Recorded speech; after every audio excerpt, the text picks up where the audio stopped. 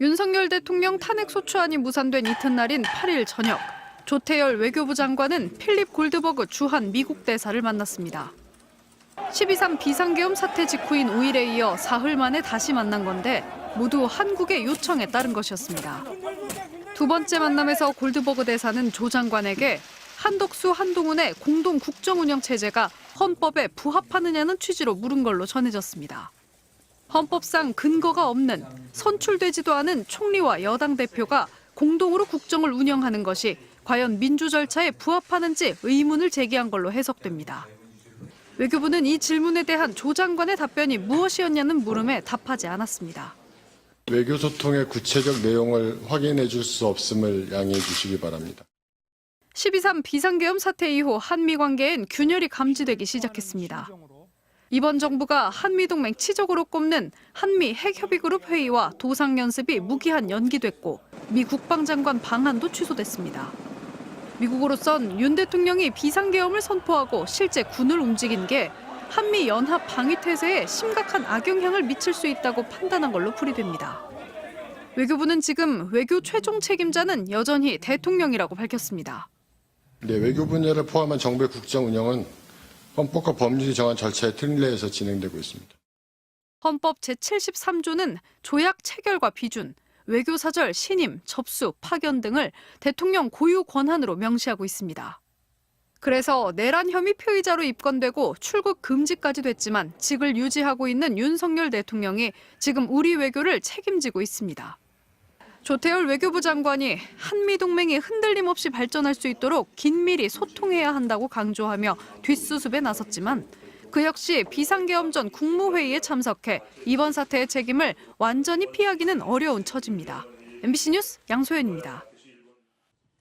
국무부는 며칠 동안 한국의 민주적 회복력을 기쁘게 지켜봤다면서 주말 사이 벌어진 국회의 탄핵 표결과 대통령 퇴진 촉구 시위에 지지를 표했습니다.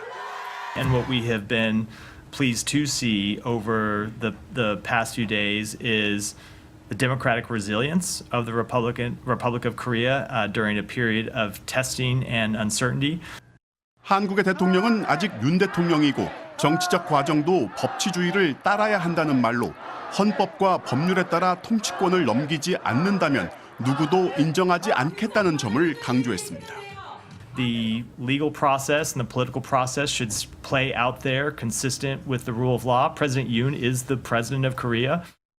현직 대통령이 출국 금지된 초유의 상황을 두고 미국 정부는 입장을 내지 않았습니다. 대신 미국 언론은 한국의 대통령직은 식물 상태라고 평가했습니다.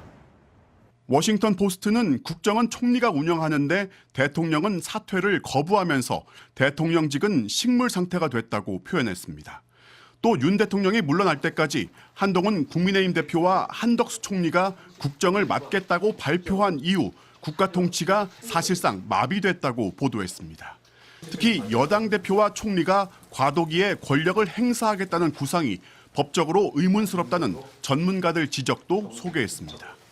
뉴욕타임스는 한국의 정치적 기능 장애가 심해졌다면서 법무부가 공수처의 출금 요청을 빠르게 수용한 건 윤 대통령의 정부 장악력이 얼마나 약해졌는지 보여준다고 했습니다. 이어 한국 국민은 윤 대통령이 자취를 감춘 상황에서 누가 나라를 통치하는지 확신하지 못하고 있다고 전했습니다. 워싱턴에서 MBC 뉴스 왕중명입니다. 정부와 국제통상 전문가들이 긴급 소집됐습니다. 트럼프 2기 행정부 출범을 앞두고 대응 전략을 논의하기 위해서입니다. 최근 대내외 여러 이슈로 인한 불확실성의 확대로 기업과 국민들의 우려가 클 것으로 생각됩니다. 트럼프는 취임과 함께 관세를 무기로 꺼내들 것으로 보입니다. To me, the most beautiful word in the dictionary is tariff, and it's my favorite word. 대표적인 무역 흑자국인 우리나라를 먼저 겨냥할 가능성이 높습니다. 미국은 올 들어 10월까지 한국을 상대로 550억 달러의 무역 적자를 보고 있습니다. 무역 흑자를 많이 보고 있는 국가들을 타겟으로 하겠다. 저는 한국에 대해서 굉장히 강하게 압박을 하고 들어올 그런 여지가 저는 크다고 생각을 합니다. 네네네. 심각한 건 협상을 지휘하고 최종 결정할 리더십이 사실상 무력화됐다는 점입니다. 특히 트럼프의 경우 정상 간의 만남을 중시한다는 점에서 탄핵 국면이 장기화하면 협상의 골든타임을 놓칠 수 있습니다. 트럼프의 특징은 굉장히 그 탑다운식이거든요. 상대국 정상으로부터 직접 얘기를 들어보고 그런 컨택.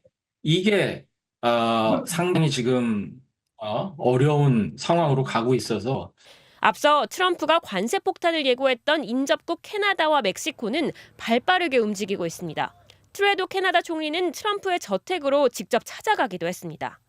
사실상 국정 공백 상태인 우리로선 불가능한 일입니다.